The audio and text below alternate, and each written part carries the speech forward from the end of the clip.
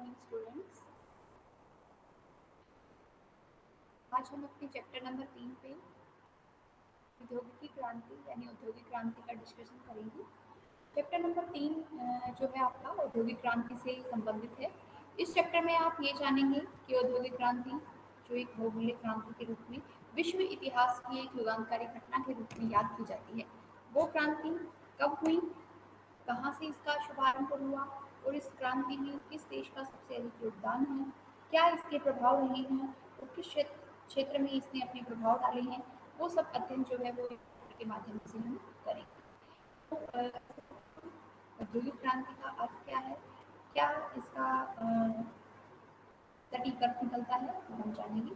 तो 18वीं 19वीं शताब्दी में जो यूरोप है उसमें औद्योगिक क्रांति जो है उसका शुभारंभ होता है, उसका असाधारण उन्नति होती है। इसके परिणाम स्वरूप इंग्लैंड और जो कई अन्य यूरोपीय देश थे उनमें बड़े बड़े जो कारखाने हैं वो स्थापित हो जाते हैं और वस्तुओं का जो उत्पादन है वो बढ़ जाता है। ये बहुत से ऐसे जो काम जो पहले हाथों से होते थे उनका स्थान अब मशीनें ले चुकी थी।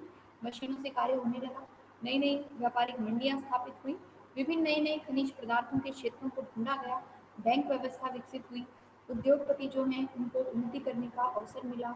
इस प्रकार गांव जो है, गांव में रहने वाली भारी जो जनसंख्या है उन्होंने शहरों की ओर पलायन किया रोजगार ढूंढने के लिए। इस प्रकार इतिहास का जो सीडी हेजन है उनका मानना है, उनका मत है कि औद्योगिक क्रांति का अर्थ घरेलू उत्पादन व्यवस्था को कारखाने की उत्पादन व्यवस्था में बदलना होता है। जब एक घरेलू उत्पादन कारखाने का स्थान ले लेता है तो वह औद्योगिक क्रांति कहलाता है।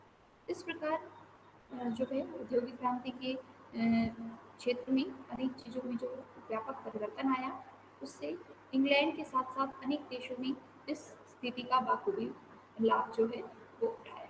19वीं शताब्दी के शुरू में फ्रांस के अर्थशास्त्री ब्लोकी हुए थे जिन्होंने ये अनुभव किया कि जिस प्रकार फ्रांस में राजनीतिक परिवर्तन के लिए जो क्रांति हुई थी उसी प्रकार इंग्लैंड जो है में जो आर्थिक क्षेत्र में जो परिवर्तन इंग्लैंड में हो रहे हैं उनको क्रांति का नाम दिया जाना उचित होगा। ऑर्नोट टाइमली हुए जिन्होंने 1884 में एक पुस्तक प्रकाशित की जो कि इंडस्ट्री प्रकाशित हुई थी। उस पुस्तक में इन्होंने औद्योगिक क्रांति का समय 1750 से 1850 निश्चित किया। इसके पश्चात आधुनिक इतिहासकारों के बीच इस तिथि को लेकर अनेक विवाद उत्पन्न हुए। उनका ये मानना था कि किसी भी क्रांति के लिए जो है इतना सा समय निश्चित करना उचित नहीं होगा, क्योंकि औद्योगिक क्रांति कोई एक दिन की प्रक्रिया नहीं है, ये लंबी चलने वाली एक दीर्घकालीन प्रक्रिया है और जिसके आरंभ का और अंत का कोई समय जो है वो निश्चित नहीं किया जा सकता है। उनके अनुसार कुछ ऐसे इतिहासकार थे जिनकी राय ये है कि औद्योगिक क्रांति तो आज भी है जो कि निरंतर चल रही है, इसलिए यह कहना कि औद्योगिक क्रांति 1750 से 1850 इसका समय निश्चित करना उचित नहीं है।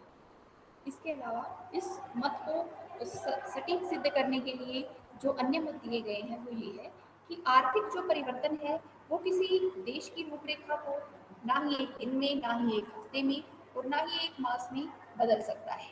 अर्थात ये एक लंबी प्रक्रिया है, एक महीने में, एक दिन में, एक सप्ताह में किसी भी क्रांति को नहीं लाया जा सकता है, किसी भी प्रक्रिया को नहीं बदला। इसके अलावा ये कोई अकस्मात घटना नहीं है, ये समय के अनुसार होने वाले परिवर्तनों का ही परिणाम है। इसके अलावा एक उद्योग से दूसरे उद्योग पर और एक क्षेत्र से दूसरे क्षेत्र पर किसी भी व्यवस्था की स्थापना कब हो गई उसको निश्चित रूप से नहीं कहा जा सकता है कि आज के दिन ही ये हुआ।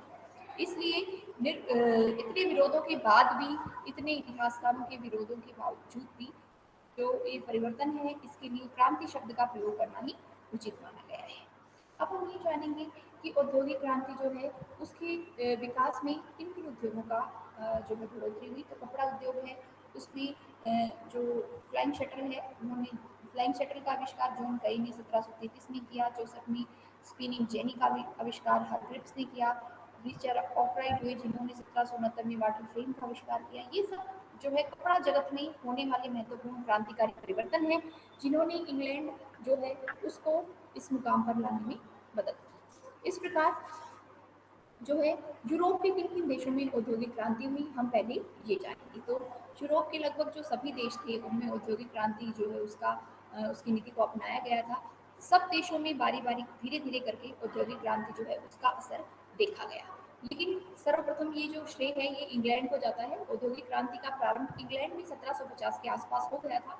वास्तव में 18वीं शताब्दी में इंग्लैंड के पास पर्याप्त मात्रा में पूंजी उपलब्ध थी, बैंक व्यवस्था थी, व्यापारिक दृष्टिकोण था, इसके अलावा अल्पकालिक और दीर्घकालिक ऋण की व्यवस्था थी। रेल लाइनें जो है 1829 में सबसे पहले मानचेस्टर से लिवरपूल जो रेल लाइन है उसको बिछाने का श्रेय इंग्लैंड के पास है।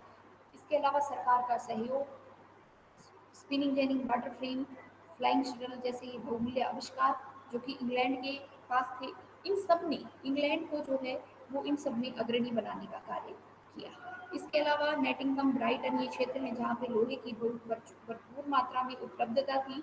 Lancashire, South Wales, Black Country ये सब ऐसे क्षेत्र थे जहाँ पर पर्याप्त मात्रा में कोयला उपलब्ध था। इन सब उपलब्धियों ने इंग्लैंड के भाग्य में सर्वप्रथम औद्योगिक क्रांति जो है उसके क्षेत्र में चमकने का जो कार्य है वो किया। इंग्लैंड जो है वो इस वजह से जो है इस क्षेत्र में सबसे अग्रणी रहा है। ये इंग्लैंड का सौभाग्य रहा है कि वो इस क्षेत्र में पहले स्थान पर आता है। इसके पश्चात बेल्जियम भी है, हालांकि कृषि प्रधान देश है लेकिन फिर भी वो धीरे धीरे करके परिवर्तन करते हुए औद्योगिक क्षेत्र में आगे आया।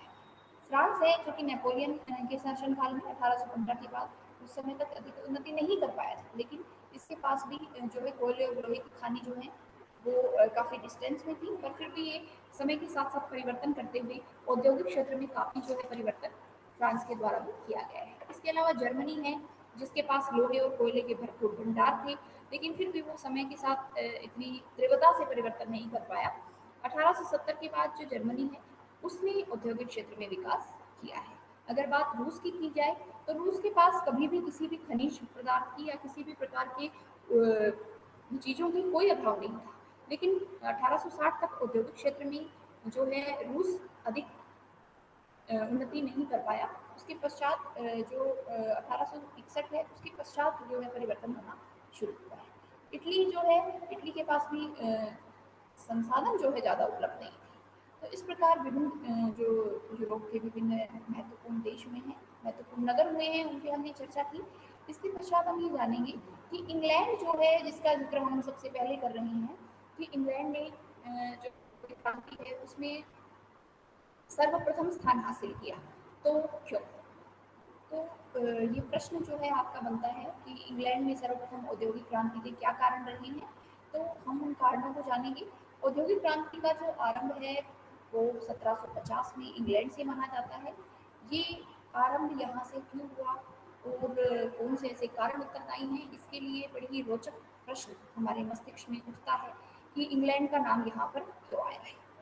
तो विद्वान जो हैं, बहुत सारे ऐसे विद्वान हैं जो ये कहते हैं कि इंग्लैंड के पास जो लोहे कोयले हैं उनकी खनिज पदार्थ बहुमूल्य था। इसके अलावा उनकी जो जलवायु है वो नम थी, जिस वजह से यहाँ पर उद्योग जो है वो अन्य देशों के बजाय सबसे पहले प्रवेश करते हैं। लेकिन आधुनिक इतिहासकार इस मत से स्वीकृति नहीं जताते हैं, इस मत को नहीं मानते हैं। उनका ये मानना है कि जो इंग्लैंड है उसमें स्थित जो लंकाशायर है वहाँ पर कपड़ों का बहुत बड़ा औद्योगिक नगर है, लेकिन वहाँ की जो जलवायु है वो नम नहीं है, शुष्क है। तो ये बात तो सटीक सिद्ध नहीं होती है। यूरोप के ऐसे बहुत सारे शहर हैं जिनकी जलवायु नम थी, लेकिन वहाँ पर औद्योगिक विकास नहीं हुआ।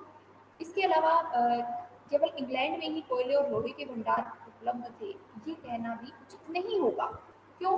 क्योंकि जर्मनी में, रूस में, इटली में, बेल्जियम में और इनमें अनेक ऐसे नगर हैं ये जिनमें हजारों टन जो कोयला है वो खानों से निकलता था। इसलिए केवल इंग्लैंड के पास ही कोयला था ये भी मानना उचित नहीं होगा। लेकिन इन सब अनुकूल परिस्थितियों के बावजूद भी ये देश औद्योगिक क्षेत्र में अग्रणी नहीं बन पाए। यानी जर्मनी है, रूस है, बेल्जियम है, इनके पास लोहा और कोयला उपलब्ध था, लेकिन फिर भी ये अग्रणी नहीं हो पाए। तो वास्तविक बात ये है कि जो औद्योगिक क्रांति थी उसके प्रारंभ में और विकास के लिए जो कुछ परिस्थितियां उत्तरदायी थी वो सिर्फ इंग्लैंड के पास थी, जो सौभाग्य से 18वीं शताब्दी में इंग्लैंड के पास थी। इसलिए जो इंग्लैंड है वो सबसे पहले इस क्षेत्र में अग्रणी रहा, इस क्षेत्र में आगे आने का कार्य किया। तो हम उन्हीं कारणों को जानेंगे, या ये कहिए कि हम उन महत्वपूर्ण बिंदुओं को जानेंगे जिसकी वजह से इंग्लैंड जो है वो औद्योगिक क्षेत्र में अग्रणी रहता है। तो सबसे पहला कारण है पूंजी की बहुलता। इंग्लैंड जो है वो एक बहुत ही पूंजी संपन्न देश था और जिसकी जो पूंजी थी वो उस समय यूरोप के किसी अन्य देश के पास इतनी पूंजी नहीं थी, इतनी धन दौलत नहीं थी, इतनी जो धन संपदा है वो नहीं थी। इसका पहला कारण ये है कि इंग्लैंड जो है उसका विदेशी व्यापार बहुत उन्नत स्थिति में था, व्यापारिक रूप से इंग्लैंड बहुत आगे था। स्पेन और हॉलैंड जो है उसके व्यापारिक क्षेत्र में वो उनको बहुत पीछे छोड़ चुका था। फ्रांस जो है वो भी इंग्लैंड का व्यापारिक क्षेत्र में मुकाबला नहीं कर सकता था, इसलिए जो है पूंजी जो है उसके पास व्यापार बहुत अच्छा था तो पूंजी भी बहुत अधिक थी। नेक्स्ट पॉइंट है उद्योग उद्यमी और परिश्रमी उद्योगपति। देखिए पूंजी के साथ साथ जो इनके पास व्यापारी वर्ग था, जो उद्योगपति थे, जो बड़े बड़े सभ्य और उच्च वर्ग के व्यक्ति थे, वो जो है बहुत ही योग्य थे। अधिकतर जो उद्योगपति थे हालांकि साधारण परिवारों से ही उठकर ऊपर के पद तक पहुंचे थे, यानी बड़े उद्योगपति बने थे। जैसा कि इब्राहिम टर्की था, वो एक सामान्य ताला बनाने वाला था। इसके अलावा रिचर्ड ओकराइट है और रिचर्ड ओकराइट है वो नाई था पेशे से। रॉबर्ट और फिल्टन जो है वो किसान परिवार से संबंधित थे, खेतीबाड़ी का काम करते थे और साथ में कपड़ा बुनने का भी कार्य करते थे। तो व्यावसायिक योग्यता इन लोगों की कूट कूट कर भरी थी, ये सत्य है। इसलिए ही ये जो है केवल परिश्रमी ही नहीं थे बल्कि दूसरों को भी परिश्रम करने की प्रेरणा देते थे। तो ये एक बहुत प्लस पॉइंट जो है वो इंग्लैंड के लिए रहा कि उसके पास जो उद्योगपति थे वो बहुत ही जो है परिश्रमी थे, मेहनती थे और जिज्ञासु थे। इसके साथ साथ वो मजदूरों को भी मेहनत करने के लिए प्रेरित करते थे। उनके प्रति जो है धन कमाने का एकमात्र वो उनको समझते थे, उनके प्रति कोई सहानुभूति नहीं बरतते थे। हालांकि अगर मानवता की दृष्टि से देखा जाए तो ये उचित नहीं, लेकिन इंग्लैंड में जो है उस समय यही लागू था। इसके बाद विकसित बैंक व्यवस्था है। तो औद्योगिक क्रांति के आरंभ में जो कारखाने थे और जो मशीनें थी उनको खरीदने के लिए उद्योगपतियों को धन की आवश्यकता थी। अब धन कहाँ से आएगा? बैंकों से आएगा। बैंकों में उस समय इंग्लैंड में जो है बैंकों की प्रतिस्पर्धा बढ़ जाती है, अनेक बैंकों की स्थापना की जाती है जो कि दीर्घकालिक और अल्पकालिक ऋण की सुविधाएं उपलब्ध कराती है। तो दीर्घकालिक ऋण इसलिए चाहिए कि किसी भी जो धंधा है, कोई भी जो उद्योग है उसको सेटअप करने के लिए बहुत बड़े बड़े लोन चाहिए होते हैं। उसके बाद जब मजदूरों को तनख्वाह देनी है या कच्चा माल खरीदना है तो उसके लिए उनको अल्पकालिक ऋणों की आवश्यकता है। तो दोनों फैसिलिटीज जो है वो उस समय इंग्लैंड में प्रोवाइड करवाई जाती है, उपलब्ध करवाई जाती है। साथ के साथ गाँवों में भी जो है बैंकों की व्यवस्था की जाती है, जिससे क्या होता है ग्रामीण बैंकों की स्थापना जो होती है वो स्थिति को और मजबूत बना देती है, अच्छी बना देती है, जिससे जो चीज़ें हैं वो गाँव में भी उपलब्ध होनी शुरू हो जाती है और गाँव पर जो है धन जो है एक स्थान से दूसरे स्थान पर जाना संभव हो जाता है और आसान हो जाता है। इसके अलावा जनसंख्या में वृद्धि है। तो माल आप कितना भी तैयार कीजिए, अगर उसकी खपत नहीं है तो ना ही बाजार में प्रतिस्पर्धा रहेगी और ना ही व्यापार चल पाएगा। इसलिए किसी भी उद्योग को सफल बनाने के लिए ये ज़रूरी है कि जो उद्योग है उसको सफल बनाने के लिए सबसे ज़्यादा ज़रूरी है कि जो माल है उसके लिए प्रतिस्पर्धा हो और उसको खपत हो। इसलिए इंग्लैंड में जो है जनसंख्या बहुत तेज़ी से बढ़ती है। 18वीं शताब्दी के पहले 50 वर्षों में जो है इंग्लैंड की जनसंख्या में अब 10 गुना वृद्धि हो गई। तो लोगों के अंदर जो है प्रतिस्पर्धा बढ़ी, व्यापार की प्रतिस्पर्धा बढ़ी और इंग्लैंड का अधिकतर माल जो है वो उनके इंग्लैंड में ही उसकी खपत होने लगी। तो जनसंख्या वृद्धि है वो भी इसमें बहुत महत्वपूर्ण भूमिका निभाता है। इसके अलावा उपनिवेश और व्यापारी जहाज। तो इंग्लैंड जो है यूरोप का ऐसा देश था जिसके पास जो है जिसके अनेक उपनिवेश अमेरिका में, भारत में और अफ्रीका में काफ़ी जो उपनिवेशिक बस्तियां थी वो बसाई हुई थी। इसलिए बड़े बड़े व्यापारिक जहाजों में माल भरकर जाता था और उन क्षेत्रों पर उस माल को खरीदना और बेचना अनिवार्य था। इसलिए जो बस्तियां हैं, इंग्लैंड का बना हुआ कारखानों का माल उन उपनिवेशों में जो है उनके द्वारा जो साधारण तरीके से तैयार माल जो होता था वो इंग्लैंड के तैयार माल के सामने नहीं टिक पाता था। भारत हो चाहे अमेरिका या अफ्रीका, उनकी जो मंडियां हैं वो इंग्लैंड के मालों से लदी भरी रहती थी। तो जो जहाजें हैं और उपनिवेश जो इन्होंने स्थापित किए भारत में या अन्य देशों में, वो जो होते हैं वो भी इंग्लैंड को औद्योगिक क्रांति में बहुत बड़ा योगदान देते हैं। इसके अलावा कच्चे माल की प्राप्ति है। तो जैसे कि कहा गया है कि उपनिवेश स्थापित किए हुए थे, उन उपनिवेशों से ये अपार मात्रा में कच्चा माल जो है प्राप्त करते थे। जैसे अमेरिका और जो भारत है, वहाँ से कच्चा माल भर भर के यानों में आता था, जहाज़ों में आता था। इसके अलावा ब्लैक कंट्री जो कि इंग्लैंड के ही शहर है, साउथ एशिया है, साउथ यार्ड है, लंकाशायर है, ये ऐसे क्षेत्र थे जहाँ पर कोयलों के अनंत भंडार थे। इसी प्रकार अनेक ऐसे स्थान हैं जहाँ पर, जैसे कि नॉटिंघम है, ब्राउटन है, इनके उत्तर में लोहे के अपार भंडार थे। तो लोहा और कोयला इंग्लैंड में ही उपलब्ध था।